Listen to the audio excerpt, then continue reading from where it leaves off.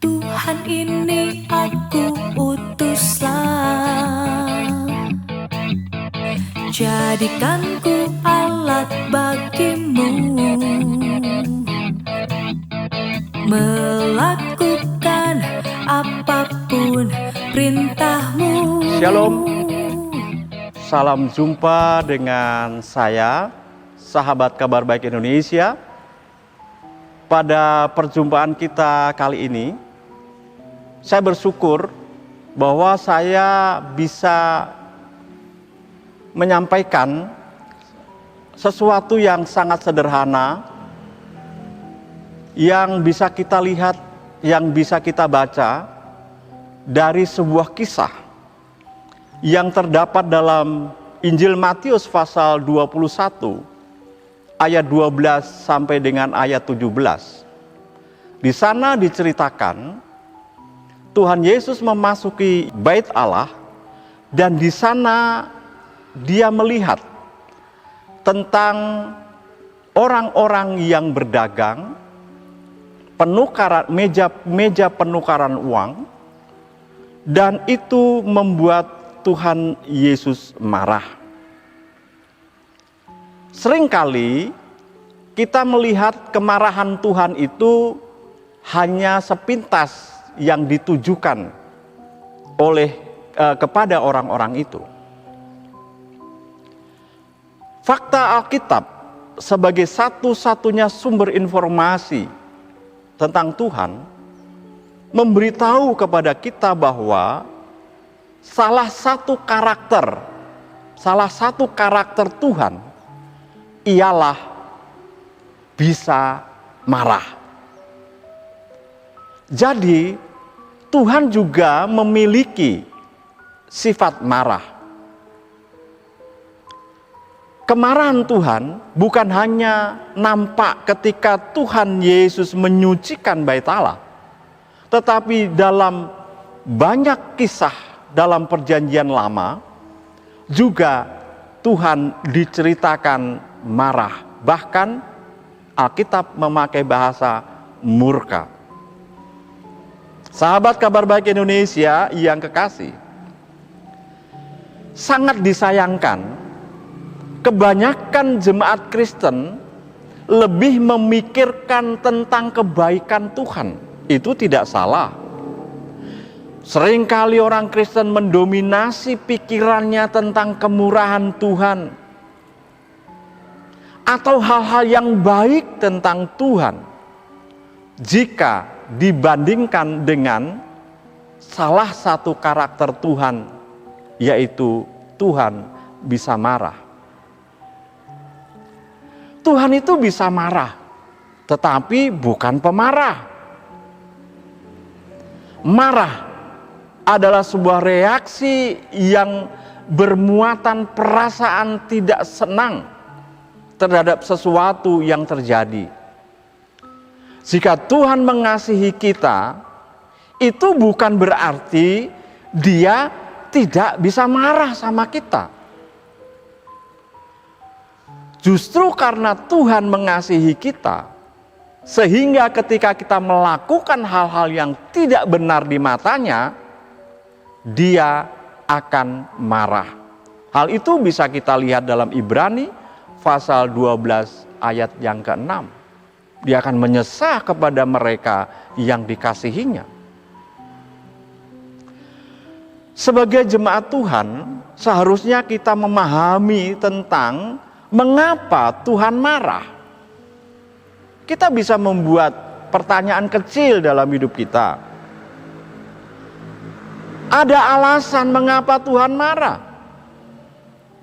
Dan alasan ini oleh Tuhan diberitahukan kepada kita. Apa tujuan Tuhan marah? Tuhan marah dengan tujuan tertentu, dan itu pun seharusnya dipahami oleh anak-anaknya. Dan bagaimana kita bisa menghindari kemarahan Tuhan? Dengan memosisikan diri kita pada zona di mana Tuhan tidak akan marah. kita juga seharusnya menyadari bagaimana jika Tuhan marah. Sahabat Kabar Baik Indonesia yang saya kasihi, ada 3 hal utama yang bisa saya sampaikan pada pertemuan kita kali ini. Yang pertama, Tuhan Yesus marah karena melihat kesalahpahaman tentang Bait Allah. Banyak orang yang salah paham tentang Bait Allah. Pandangan yang salah terhadap Bait Allah itu adalah sesuatu yang sangat membahayakan kerohanian kita, serta akan membentuk karakter yang tidak menghormati Tuhan. Sebab Bait Allah didirikan untuk keperluan menyembah Tuhan dalam ibadah, korban, sebagai pusat komunikasi dengan Tuhan, bukan lokasi untuk mencari keuntungan finansial ataupun perekonomian. Kesalahpahaman ini seringkali juga terjadi di dunia modern kita. Ada banyak orang yang mendapatkan banyak keuntungan ekonomi oleh karena dia ada dalam Bait Allah. Yang kedua, Tuhan Yesus marah karena perdagangan atau karena perdagangan. Itu bukan berarti Tuhan anti ekonomi. Tidak. Karena alasan utama adalah Tuhan marah jikalau kerohanian itu dijadikan media dagang atau memperdagangkan sesuatu dengan label rohani. Kalau dalam bahasa modern sekarang dipahami jual ayat-ayat suci.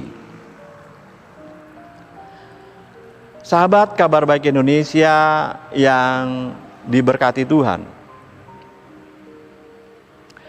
banyak orang yang mendapatkan banyak keuntungan apabila dagangannya itu memakai embel-embel Tuhan atau hal-hal yang bersifat rohani, padahal itu tidak ada hubungannya. Yang terakhir, di situ kita lihat bagaimana Tuhan menjungkir balikkan dagangan. Itu bukan sebuah hukuman, namun ingin pengembalian status rumah doa. Bukan rumah yang berkedok doa. Sesungguhnya hanya untuk mencari kelicikan dagang semata. Tuhan Yesus mengusir mereka dengan tujuan bahwa urusan dagang dan penukaran uang itu tidak berhubungan dengan Bait Allah. Ingat baik-baik. Jangan berkedok doa sehingga perdagangan itu dilancarkan. Sahabat Kabar Baik Indonesia yang kekasih, saya membuat kesimpulan sederhana tentang kemarahan Tuhan ketika Ia memasuki Bait Allah. Kemarahan Tuhan itu karena Dia mengasihi, bukan karena Dia memang pemarah. Tuhan mengasihi kita dengan cara membawa kita kepada sebuah kesadaran tentang sikap kepada Tuhan yang benar. Tuhan marah bukan karena Ia ingin menghukum kita, tetapi ingin menegur supaya kita bertobat dan kembali sesuai dengan ajaran Tuhan. Oleh karena Tuhan dapat marah, seyogianya kita takut akan Dia, serta jangan beranggapan bahwa Tuhan itu baik dan tidak bisa marah. Sebab di dalam kemarahan Tuhan, Ia ingin menjaga kita supaya kita tidak terperosok lebih dalam ke dalam lumpur dosa. Tuhan itu baik dan penuh kasih sayang.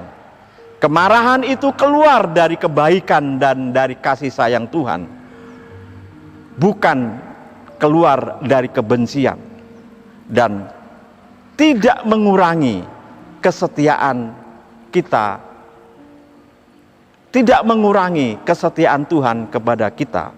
Tuhan tetap setia. Kiranya Tuhan memberkati sahabat Kabar Baik Indonesia. Shalom.